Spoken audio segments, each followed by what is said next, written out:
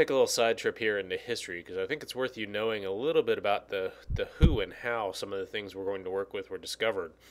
And my first step along that journey is to introduce you to Hans Christian Ørsted. Ørsted was the one who, during a demonstration, I believe it was in 1820 or so, noticed that a current flowing through a wire deflected a compass nearby.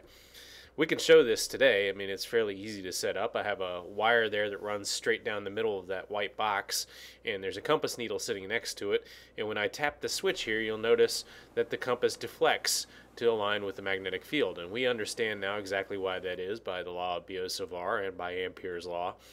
So it's no surprise to us, but at the time Ørsted made this discovery, it was kind of an accidental discovery, and it actually led to a lot of questions being asked.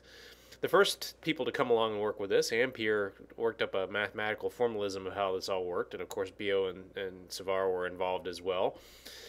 But Ørsted's discovery kind of connected the idea of permanent magnets that you could dig up out of the ground. I mean, iron ores and stuff are magnetized from the Earth's magnetic field, with this electric current flow, and there was a sort of identicalness that was appreciated right off the bat, that I can have this bar magnet which pulled a compass to the north there, but I could also duplicate this by, for instance, taking this solenoid and tapping a switch to run current through it and creating an electromagnet which has exactly the same properties. So this correlation between current flow and magnetic field was something they did a lot of experiments on and tried to understand better. And into this world came Michael Faraday. And Faraday's impact on this was dramatic. I have been reading a lot on Faraday lately, and one of the things that struck me was he was led to this belief that there should be a reciprocal action, if you will, that if currents could create a magnetic field, that there ought to be some way that magnetic fields could create currents. And we, at the moment, our understanding is that what a magnetic field does is causes charges to bend and curve. It doesn't really lead us to this thought that currents are getting created so much as currents feel a force because of the magnetic field, the whole Lorentz force law thing. But Faraday came in and started doing some experiments and discovered there actually was a correlation between the magnetic field and the generation of electricity.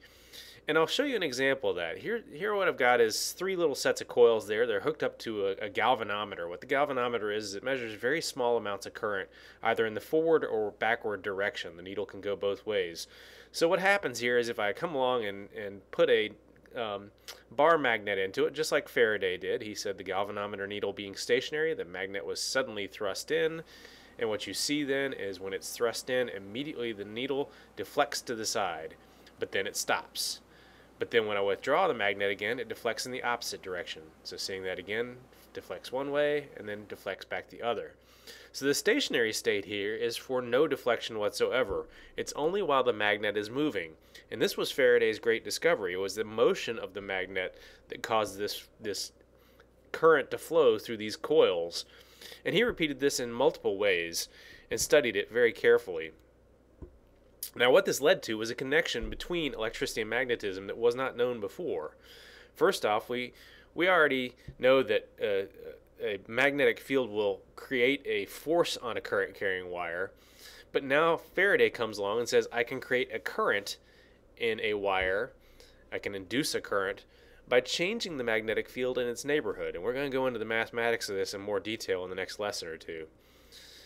It can be produced by either moving a magnet or moving the wire. In fact, he did a whole set of experiments where he either took a bar magnet that was loaned to him and moved it to and from near a coil, or he took an electromagnet that he was generating, much like we did a moment ago, and moved that to and from, or he took two wires and just sort of moved them with respect to each other. And in all cases, he saw that he was inducing currents in one of the wires. The main thing that makes this so important to us even today is this gives us a way of taking motion and making it into electrical energy. So until now, in history at this point, the only way of getting electrical energy was through things such as friction and static electricity, or even through chemical reactions and voltaic piles, what we now would refer to as a battery. And all these are temporary sources of electricity that can be consumed and go away with time.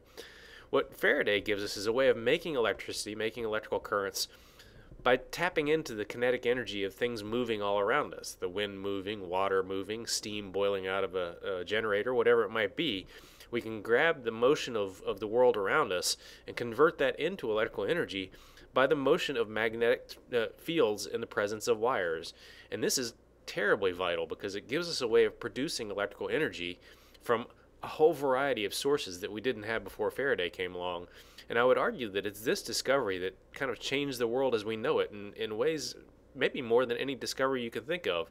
There's only a handful of discoveries in the history of science that would be in the same list as this one, if you ask me. That now we have a way of harnessing the power of nature to get electrical energy that we can then modify and use however we choose.